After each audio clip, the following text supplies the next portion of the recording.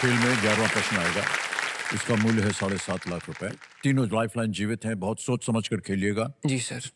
7.5 लाख रुपए जीतने के लिए इस अगले प्रश्न का उत्तर दीजिए। ये रहा वो अगला प्रश्न आपके सामने।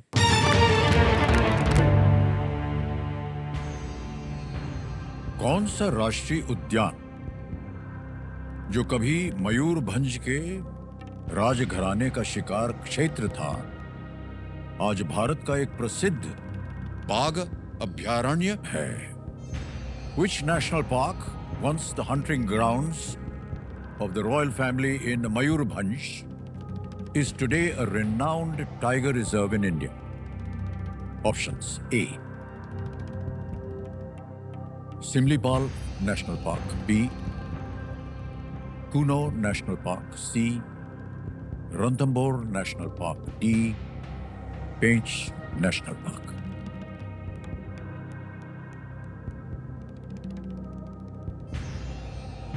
सर कूनो तो नहीं होना चाहिए क्योंकि वो मध्य प्रदेश में है, और मयूरभंज की फैमिली, रॉयल फैमिली, तो वो तो ईस्टर्न साइड में उड़ीसा, झारखंड।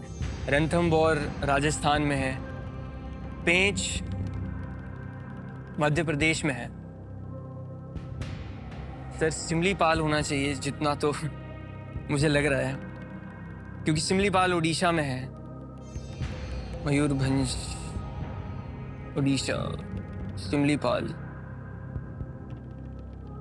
सर वही बात है कि अब लाइफलाइन, सर क्योंकि आमतौर पे ये होता है कि मैं लाइफलाइन लूंगा और आंसर यही होगा शायद, तो लाइफलाइन लेने का फिर सोच लीजिए आप क्या करना चाहेंगे।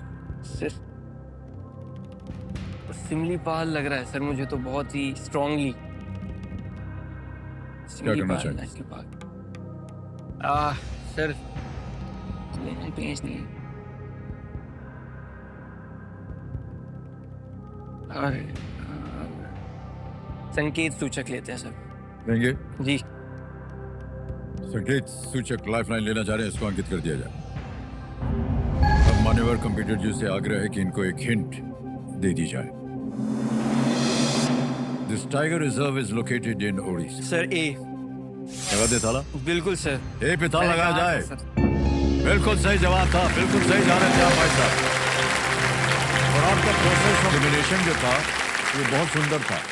और जितने भी खिलाड़ी आज यहाँ हैं उनको हम बताना चाहेंगे कि ये प्रोसेस ऑफ एलिमिनेशन बहुत ही आवश्यक हो जाता है खिलाड़ियों के लिए। ये नहीं हो सकता है क्योंकि ये है, ये नहीं हो सकता क्योंकि, और इस तरह आप सही उत्तर पे पहुंच सकते थे। सर यही था, बट मैंने जी रिस्क लेना भी सर कई बार ज्यादा भारी पड़ जाता है। खेल में जिंदा रहना बहुत आवश्यक है। बिल्कुल सर। उड़ीसा के मयूरभंज जिले में बिल्कुल सर। सिमलीपाल राष्ट्रीय उद्यान को 1973 में प्रोजेक्ट टाइगर का हिस्सा वो बन गया। आज ये अपने रॉयल बंगाल टाइगर्स, हाथियों और समृद्ध बायोडायवर्सिटी के लिए बहुत ही प्रसिद्ध है ये जो रिजर्व है। सर एक बड़ी कमाल की लाइफलाइन चली गई इसमें। कोई बात नहीं, खेल में आप अभी तक जिंदा है, ये बहुत ही आवश्यक होता है। सर मैंने एक जॉन एलिया एक बहुत बड़े शायर हैं, उनका एक शेर था सर जो इस उसके लिए कॉन्टेक्स्ट के लिए सही है कि हमने देखा तो हमने ये देखा, जो नहीं है वो खूबसूरत है। तो सर कहने का मतलब ये है कि जो हमारे पास होता नहीं है ना, हमें वो खूबसूरत लगता है। तो इसलिए लाइफलाइन शायद ज़रूरी थी कि अभी जो मेरे पास है मैं उसको सिक्योर कर लूं, दूर का ना सोचूं कि मैं आगे इसका इस्तेमाल कर लूं। अभी जिंदा रहने के लिए ज़रूरी था। बहुत अच्छी सोच है आपके विचार। बहुत लोग सोच रहे होंगे कि फिर हम जाएंगे उधर, लेकिन इसमें ज़्यादा ये गहराई है, इसलिए हम वहाँ नहीं जाएंगे। ऑलराइट विकास जी, 12वां प्रश्न मूल्य है 12,50,000 सर। और आपके स्क्रीन के ऊपर वो अगला प्रश्न जी रहा।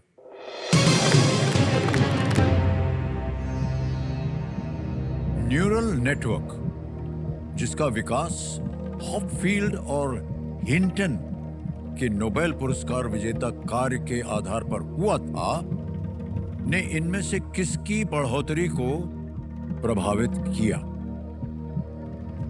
Neural networks that were developed based on Nobel Prize winning work by Hopfield and Hinton influence the growth of which of these? Option देखिए, A paediatric neurology, B space tourism, C electric vehicles, D artificial intelligence. Paediatric neurology, अंतरिक्ष पर्यटन, electric वाहन या artificial intelligence, neural network.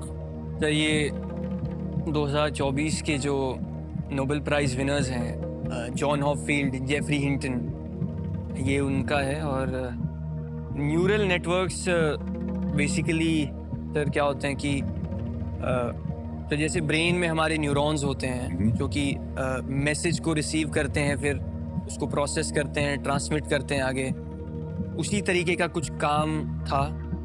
और वो उन्होंने use किया sir, जितना कि मैंने पढ़ा है, आर्टिफिशियल इंटेलिजेंस के लिए।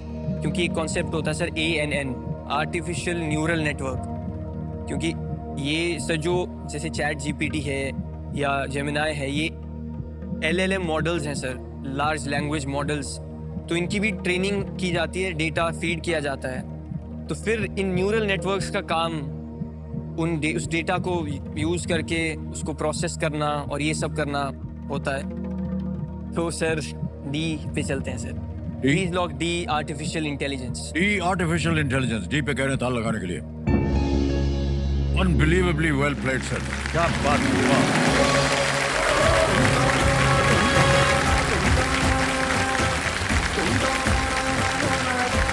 मान्यवर, आपको हम बधाई देते हैं कि आपने परवरिश बहुत ही सही ढंग से की अपने सुपुत्र की।